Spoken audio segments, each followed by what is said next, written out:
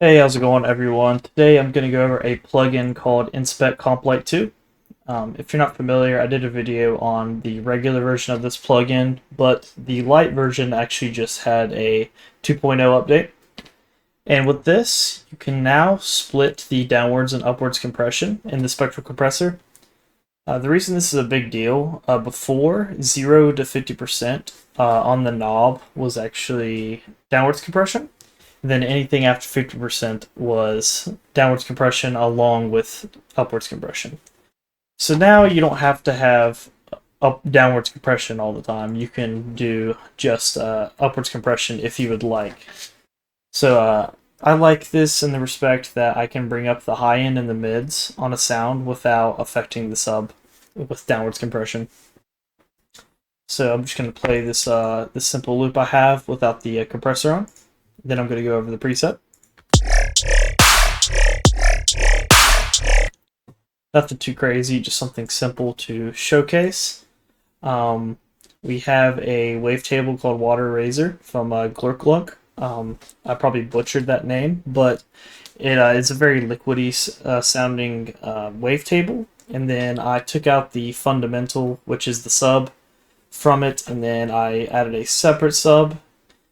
And then I directed out the separate sub, that way it's not hitting my effects.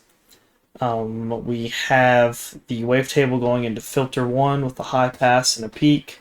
The high pass is going up with a triangle wave on quarter notes, along with the volumes being on quarter notes with the triangle wave.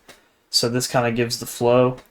And with the high pass going up with resonance and the peak coming down with resonance, it gives you that I guess vocally type of sound. So you have that, and then you have filter 1 being put into filter 2. And the reason I have this low pass filter, it makes the high end more dynamic. So I have this triangle wave on there as well.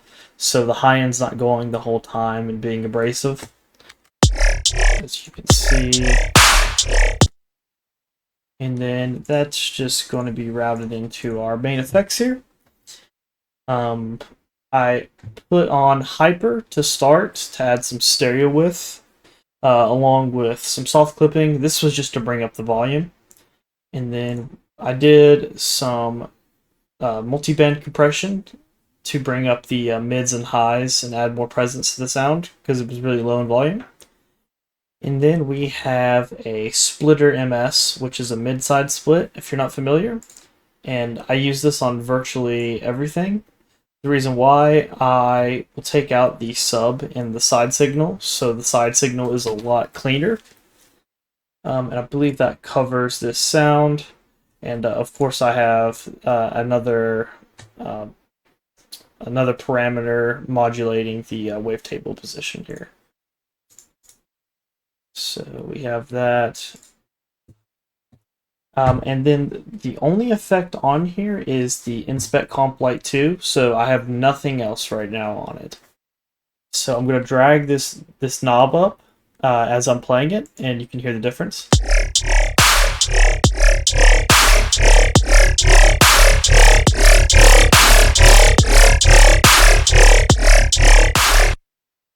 So you can hear it gains a lot more presence, but it's very, very clean compared to like the Phat racks that you see going around.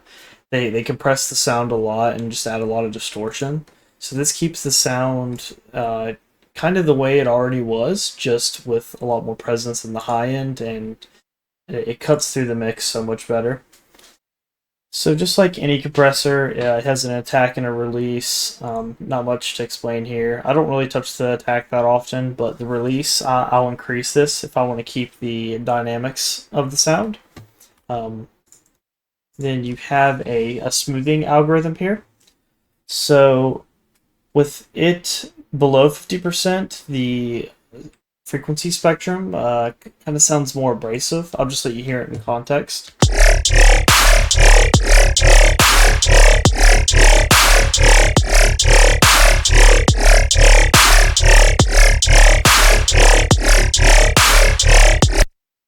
As you can hear, as I increased it as well, like it just sounds much smoother of the sound. I'm not exactly completely sure how this works, but for the most part, I'm keeping this at 50%, and you won't have to move it that much. If anything, you'll just increase the smoothing a bit.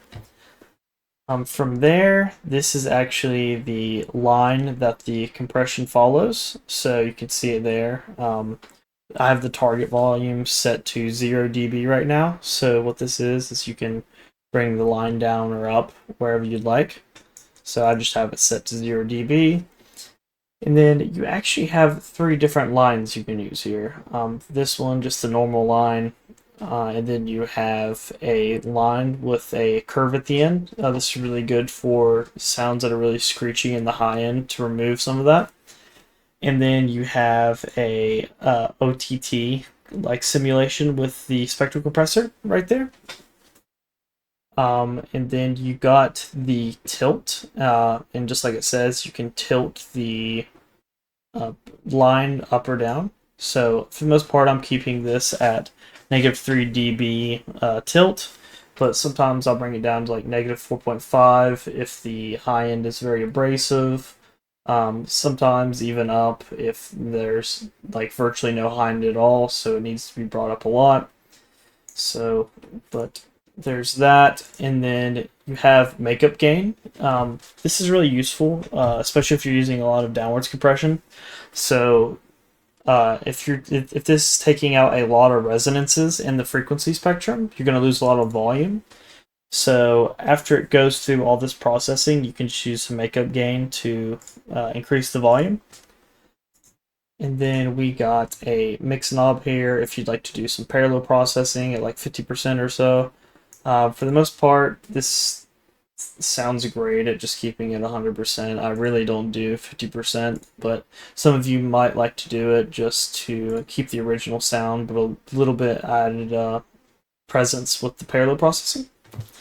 So I think that goes over everything here, and I think I mentioned you can actually just pull these sliders separately instead of just this knob. So if you're wanting to do only upwards compression, this is how you would do it. But I believe that covers everything. If you have any questions on this, please just shoot me a message. But yeah, this is much cleaner than all the Phat racks out there, and I highly recommend using this. Just give it a go. It's on Nasco's Patreon, so give him a shout. It's pretty cheap, and he has so much more plugins that he has on his Patreon, and it's a killer deal. I think it's like $20 for his membership. So, and you get way more than just this. But anyways, if you liked the video, please like and subscribe.